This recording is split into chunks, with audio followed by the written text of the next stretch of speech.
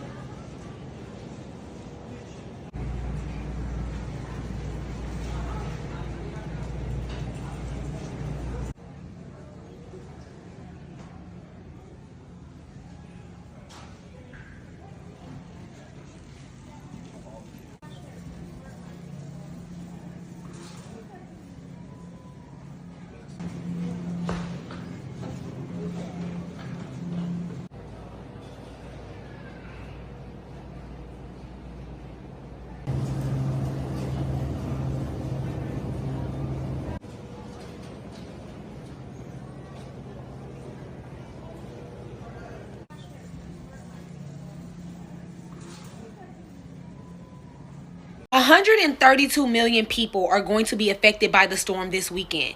You guys need to be prepared. Every 5 to 10 years, we have a storm just like this, and so many people are underprepared. So here's a list of the bare minimum that you might need to survive. You need 1 gallon of water per day per person. And you need 3 days of non-perishable foods. That means canned meats, canned fish, protein bars, nuts and seeds, peanut butter, beef jerky, crackers, granola, dried fruits, etc. Make sure your prescriptions are filled for a week minimum, okay? Also, make sure you have basic over-the-counter medicines like pain relievers. Make sure you charge your power banks, fully charged. Make sure you have a flashlight and candles. Have your warm clothes, your blankets, and your sleeping bags prepared. You want to know where all of your warm stuff is in case the power goes out and you need to bundle up. You need a small amount of cash, maybe $50 to $100. You never know if the stores are open, which if you live where I live, they won't be. But just in case, basic toiletries, toilet paper, and hygiene supplies. Do not go out cleaning your body. Books, journals, cards to keep entertained. Y'all know y'all got kids. Them kids gonna be bored. And for my people who want to be extra prepared, you need extra water. I would do 5 gallons. Okay, baby wipes, hand sanitizer, extra battery packs, a first aid kit, especially if you have small children, a Swiss Army knife, duct tape, and heavy duty garbage bags in case a window or something blow out and you need to insulate. If you have pets, make sure you bring your pets in starting tonight. You never know when something might hit early. Starting tonight and tomorrow night, you need to be bringing your pets in. Make sure you have extra blankets or old sweaters or something to keep your pets warm. Don't forget their food. The storm is starting in Texas and Oklahoma tomorrow night at sunset. So if you live in Texas or Oklahoma, you need to be prepared today, really. On Saturday, it will be in New Mexico and Virginia, and by Sunday, it will be heavy snowfall through the Northeast and including New York and Boston. Please take this seriously, guys. Tell everyone that you love. If you love somebody, send this to them this video, or at least at the bare minimum, make sure you know that they are prepared. Make sure everyone you know is prepared. This is a community-wide effort. We don't want to see anybody freeze to death. This storm is starting tomorrow night. If you live further south, you should be prepared by the end of the day. Please take this seriously. Hey, I need you to stop scrolling just for a second. A massive ice storm is moving across the south, and officials are calling this a generational storm. That language matters. This is not a normal winter event, and a lot of people are not prepared for what's coming. Ice storms are more dangerous than snow. Power lines snap, trees come down, roads turn into skating rinks. Emergency services get overwhelmed fast. And once the power goes out, it can stay out for days. Now, there are still a few simple things that you can do right now that will genuinely save lives. First things first, fill up your gas tank. Even if you don't plan on driving, your car might be your only source of heat if the power goes out. Second, charge everything. Phones, battery packs, laptops. Keep your phone plugged in all the time. Assume you won't have power for a while. Third, have food and water that don't need electricity. You don't need to panic buy, just be realistic. Fourth, stay off the roads once this ice hits. Most injuries and deaths happen because people think they can just make it. And finally, check on your neighbors, especially the elderly and anyone with medical needs. This storm is being underestimated. Ice storms kill people quietly. Please take this seriously and prepare now. Oh my God. So this is the worst I've actually seen our grocery department. We're here at HEB, a very popular local grocery store in Austin, Texas. And my store has been hit hard. And take a look at this. We're running out on produce, but we should get some more tomorrow. Let's check this out. Wow, this is crazy. We are pretty much empty on particular items. Bananas are almost gone. Onions, garlic. Oh, look, you got garlic, but wow. Yeah, bell peppers, avocados are low. This is I think the worst I've ever seen our produce department. Empty.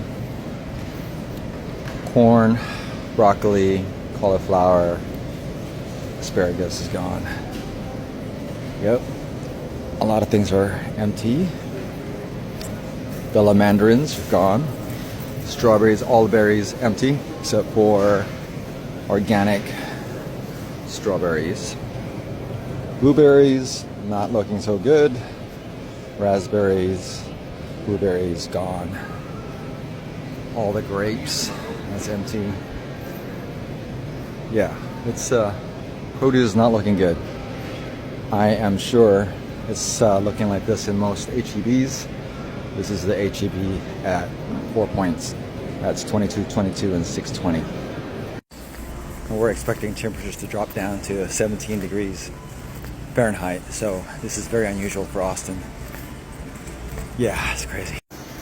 And this is what our water department looks like. As you can see, we're empty.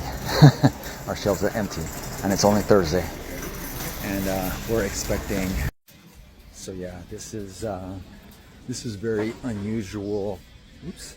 So yeah, this is very unusual for us in Austin to go down to 17 degrees, and this is scaring everyone here because we had a snowpocalypse in 2021, which we had several people actually froze to death. So everyone's getting prepared for this winter blast coming through Friday night into Saturday. So everyone's rushing to the grocery stores and getting supplies to hunker down, just in case it does indeed drop down to 17 degrees, which in Fahrenheit, that's below freezing.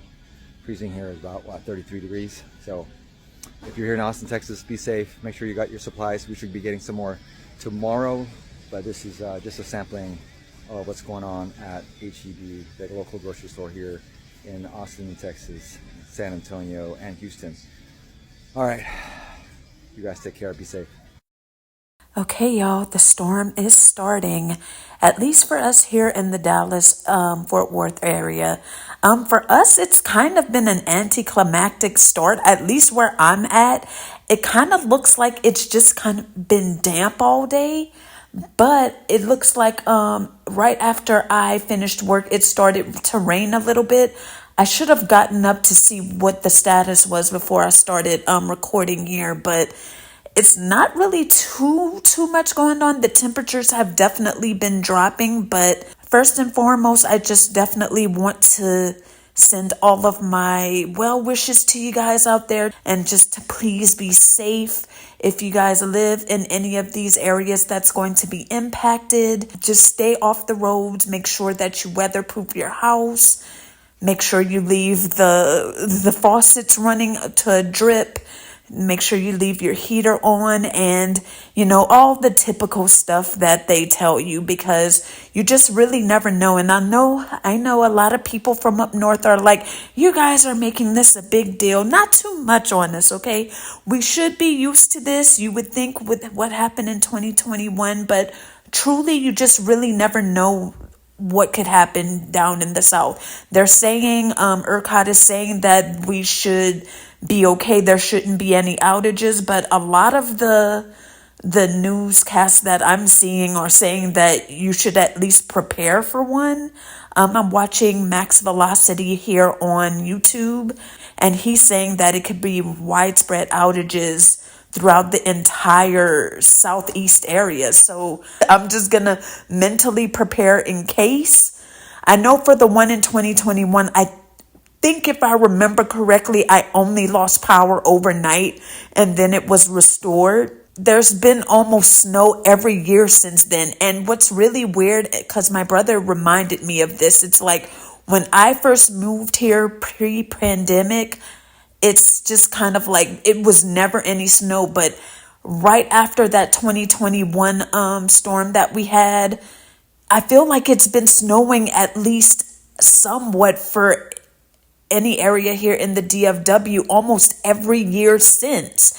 And previous to that, I think it hadn't snowed. I don't know, from what my brother told me, I feel like it was about 7 to 8 years prior to that. So I wonder what's going on with the weather systems in the past few years. Have everything stocked up. Make sure you know where your candles and your lighters are.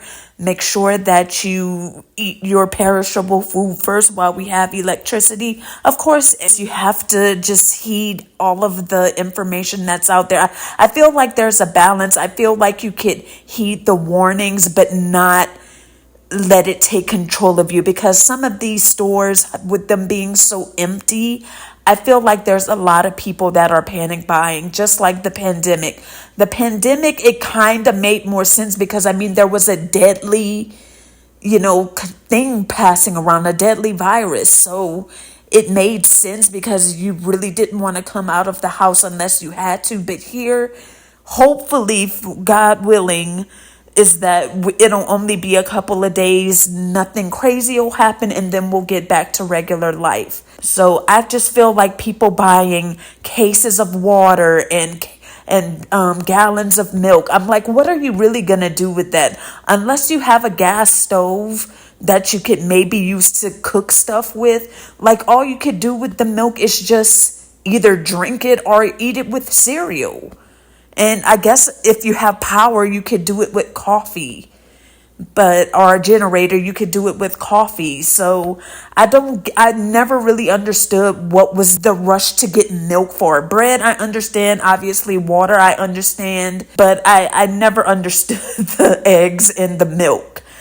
But I mean, like I said, some people may have hot plates and gas stoves out there. Make sure that if you haven't by now, maybe if you live in an area where it hasn't hit really bad yet, there may be time to go out there and just get some essentials, even if it's just batteries for a flashlight or some extension cords. If you have a generator or something, just make sure you go out and get the necessities that you need, because tomorrow you do not want to be on the roads, because I think that's when it's going to start being bad for everybody. Like the roads are going to start freezing and everything. And I definitely also want to pray for our less fortunate.